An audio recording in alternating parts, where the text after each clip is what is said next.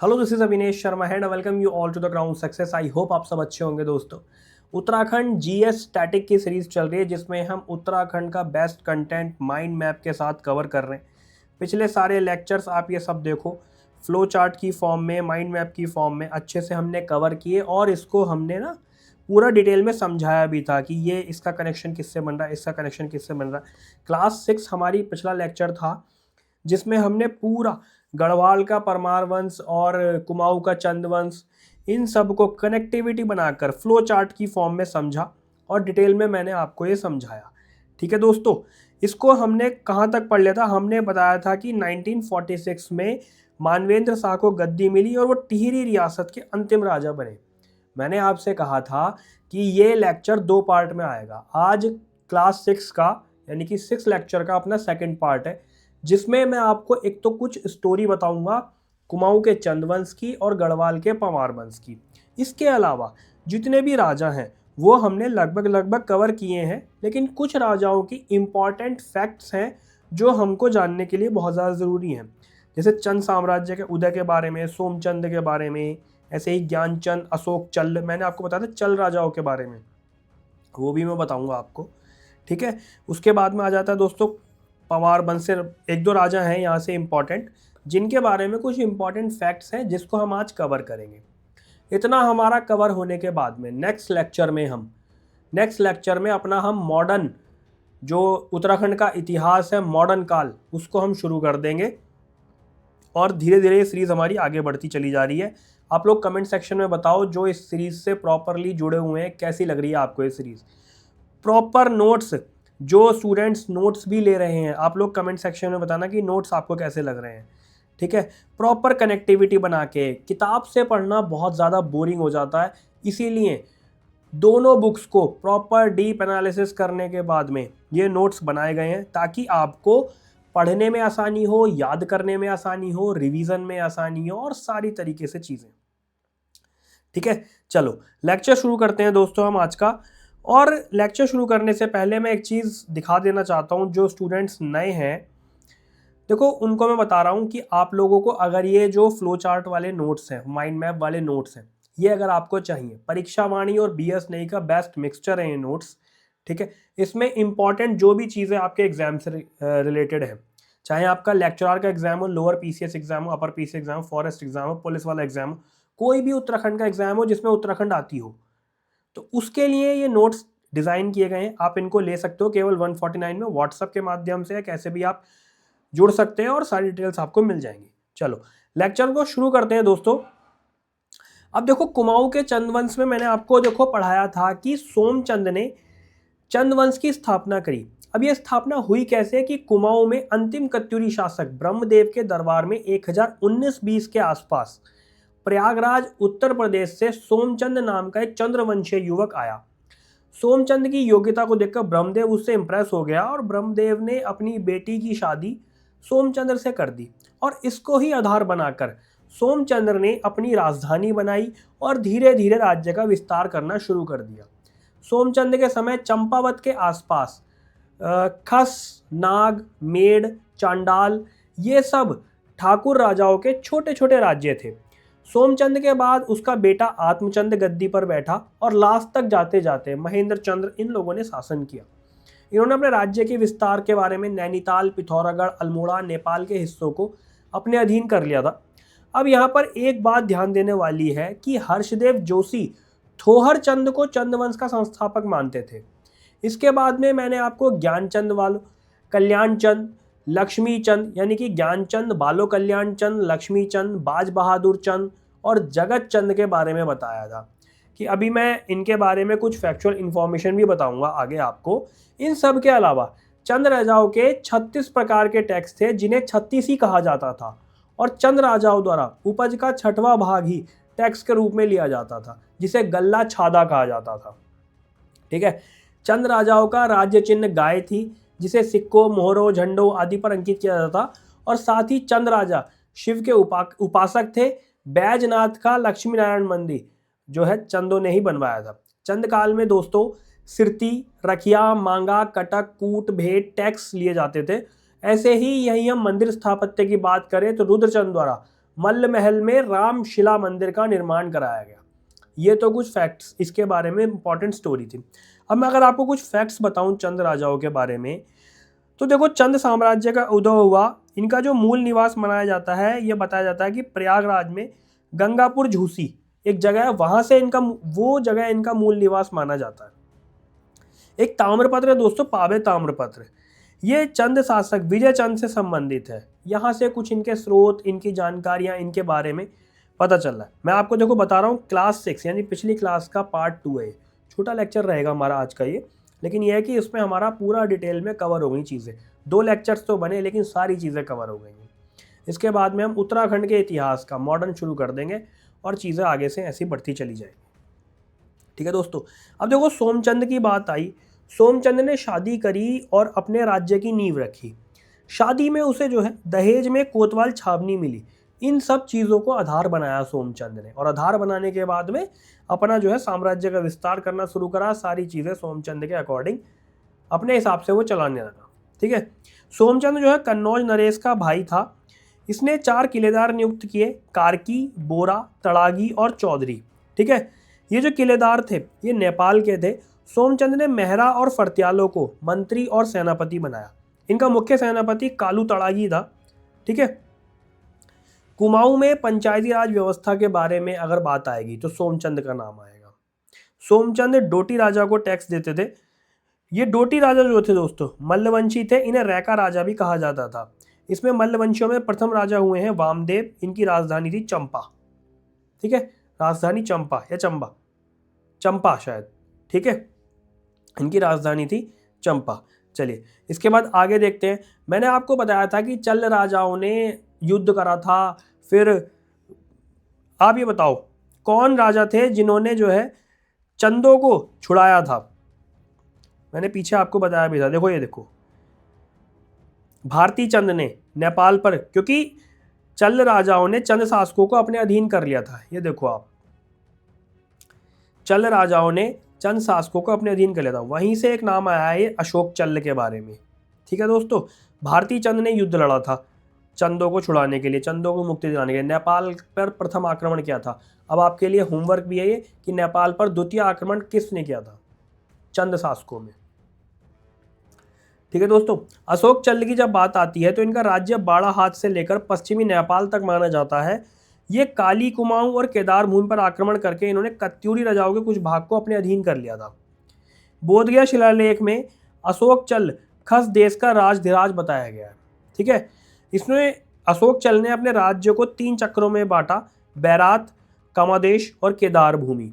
यहाँ पर एक नोट है कि हर्षदेव जोशी थोहर चंद को चंद वंश का संस्थापक और प्रथम स्वतंत्र शासक मानते थे। मैंने अभी स्टोरी में भी बताया आपको।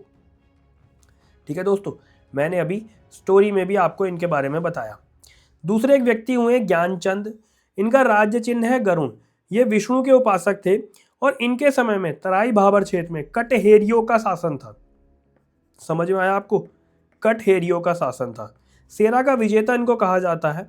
फिर एक व्यक्ति आते हैं बालो कल्याण चंद। हालांकि मैंने ये सब पिछली वीडियो पढ़ा दिए, आज की वीडियो में मैं कुछ इनके बारे में फैक्ट्स बता रहा हूं। बालो कल्याण चंद दोस्तों ऐसे व्यक्ति हुए जिनको सबसे पहले महाराज धीराज की उपाधि मिली है। मणकोट राज्य को इन्होंने चंदों में मिलाया और इनका विवाह जो है डोटी के मल्लवंश की राजकुमारी के साथ किया गया। इन्होंने लाल मंडी किला, नेला पोखर किला का निर्माण अल्मोड़ा में करवाया बालो कल्याण चंद ने। क्वेश्चन बन सकते हैं।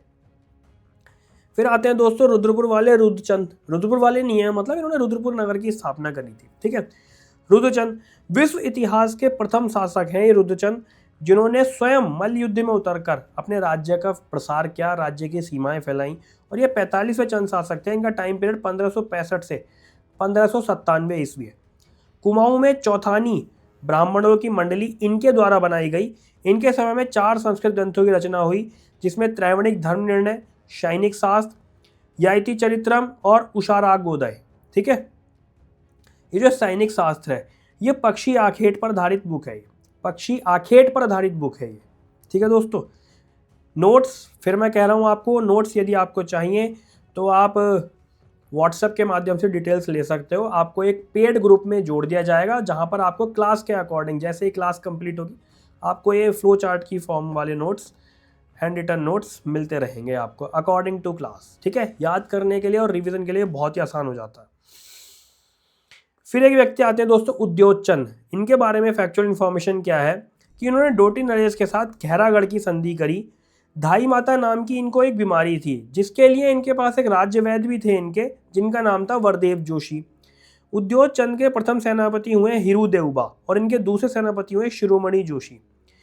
उद्योग चंद ने 1678 ईस्वी में दोस्तों बांधाड़ किला जीता।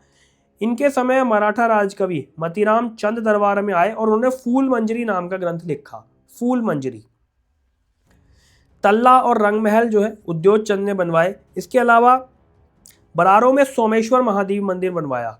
दशहरा भवन का निर्माण इन्होंने अपने महल में करवाया। ठीक है, ये कुछ फैक्ट इनके बारे में थे। ठीक है दोस्तों, इन फैक्ट्स के साथ में और स्टोरी के साथ में हमारा चंदवंश कंप्लीट हो गया। दोनों लेक्चर्स में आप ये चीज़ें समझ पाओगे।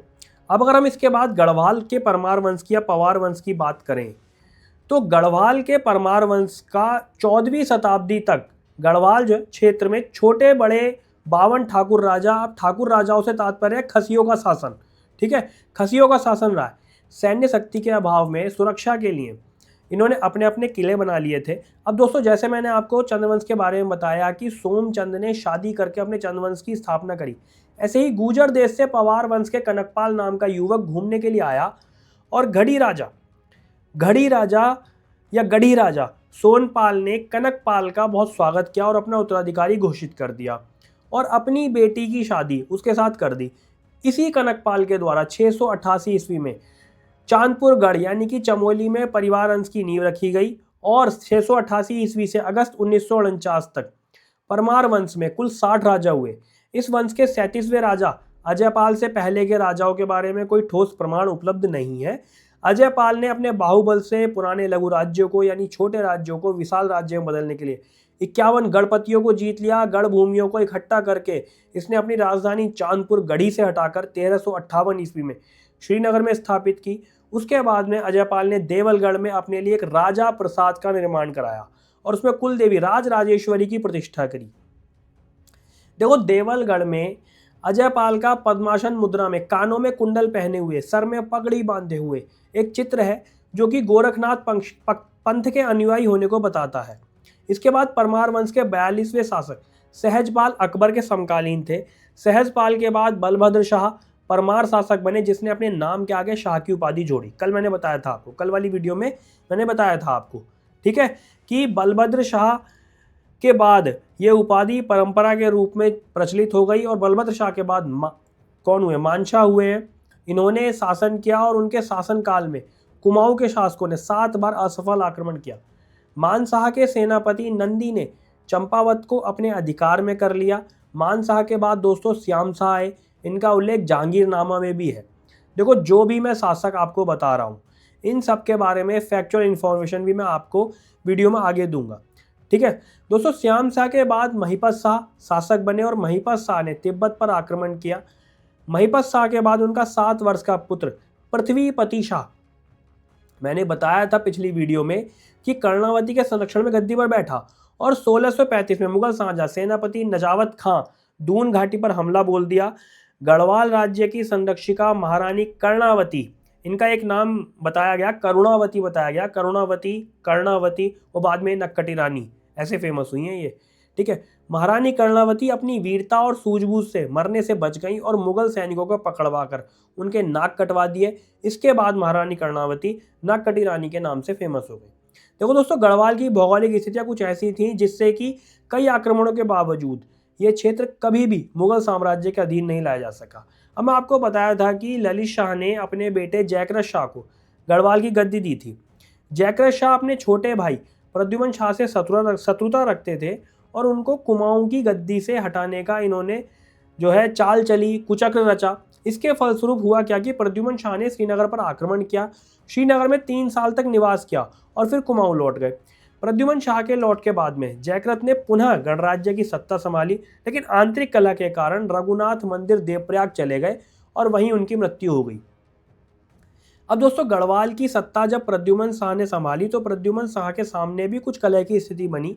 ऐसे में गोरखालियों ने आक्रमण कर दिया तो प्रद्युमन शाह ने सहारनपुर में अपने आभूषण और बहुमूल्य सिंहासन को बेचकर सेना को पुनः संगठित किया और देहरादून के खुड़बुड़ा मैदान में गोरखाओं से हुए निर्णायक युद्ध में प्रद्युमन शाह को वीरगति प्राप्त हो गई।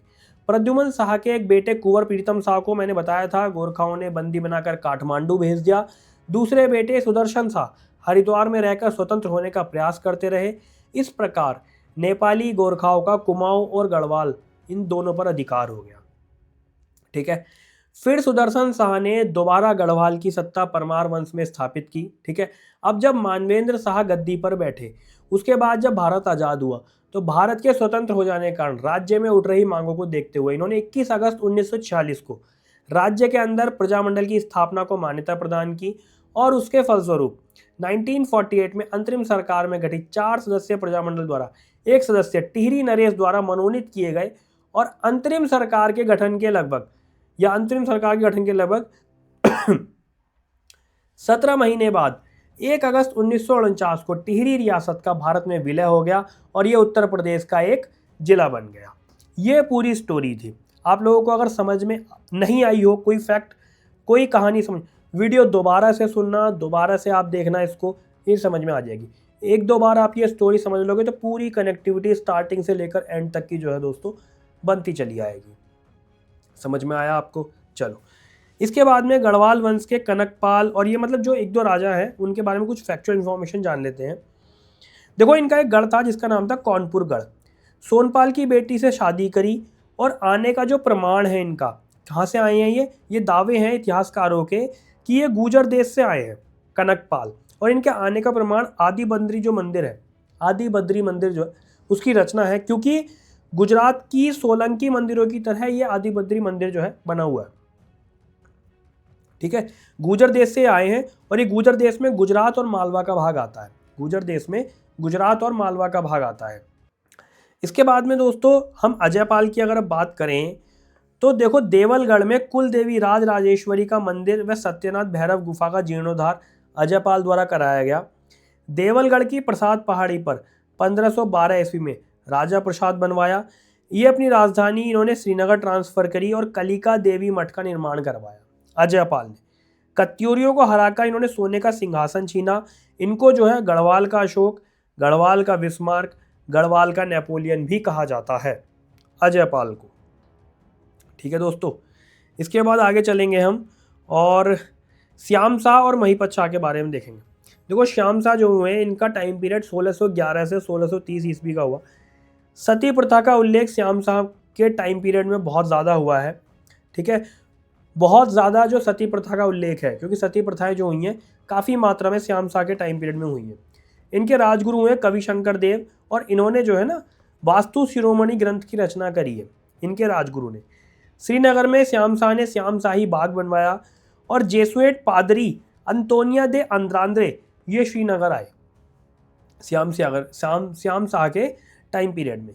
फिर आते हैं दोस्तों महिपति शाह। महिपति शाह, श्याम शाह की कोई संतान नहीं थी, इसलिए इनके चाचा श्याम शाह के चाचा महिपति शाह गद्दी पर बैठे गढ़वाल की और सबसे अधिक एज में गढ़वाल के राजा हुए। इन्होंने क्या काम किया, धोखे से भूलवश नागा साधुओं की हत्या कर दी। ठीक है, जिसका इन्हें पछतावा वगैरह करना बाद में हुआ। इनकी वाइफ थी कर्णावती। इनको ताराबाई और गोलकुंडा की दुर्गावती भी कहा जाता है। देहरादून में एक नगर है या कॉलोनी है, जैसे भी आप कहो, करणपुर, ये कर्णावती के नाम पर ही, कर्णावती से ही रिलेटेड है। ठीक है, मैंने आपको बताया कि कर्णावती नागकटी रानी नाम से फेमस हो गई थी, तो इनको जो ये नाम दिया नागकटी रानी, ये शिव प्रसाद डबराल ने दिया। ठीक है दोस्तों, तो ये पूरा लेक्चर था हमारा आज का। आप लोग बताना कमेंट सेक्शन में कि लेक्चर आपको कैसा लगा। एक एक पॉइंट हमारा ये जो मैंने पढ़ाया आपको समझ में आया। इसके अलावा जो सीरीज़ हमारी चल रही है वो कैसी लग रही है, और जो लोग नोट्स जिन्होंने ले लिए हैं वो लोग भी बताना कि आपको नोट्स कैसे लग रहे हैं। चीज़ें कनेक्ट हो पा रही हैं, आपके पढ़ने में आसानी हो रही होगी। आई एम श्योर कि पढ़ने में आसानी हो रही होगी। जो लेक्चर आ रहा है, लेक्चर के बाद में नोट्स देख रहे हो आप, तो चीज़ें कनेक्ट हो जा रही होंगी। पूरा दिमाग में कॉन्सेप्ट जो है क्लियर होता जा रहा होगा। ये फ़ायदा होता है दोस्तों फ्लो चार्ट और माइंड मैप के नोट्स का। ठीक है, चलो पढ़ते रहो आप इस तरीके से ही, हमारी सीरीज इस तरीके से चलती रहेगी। All the very best, thank you.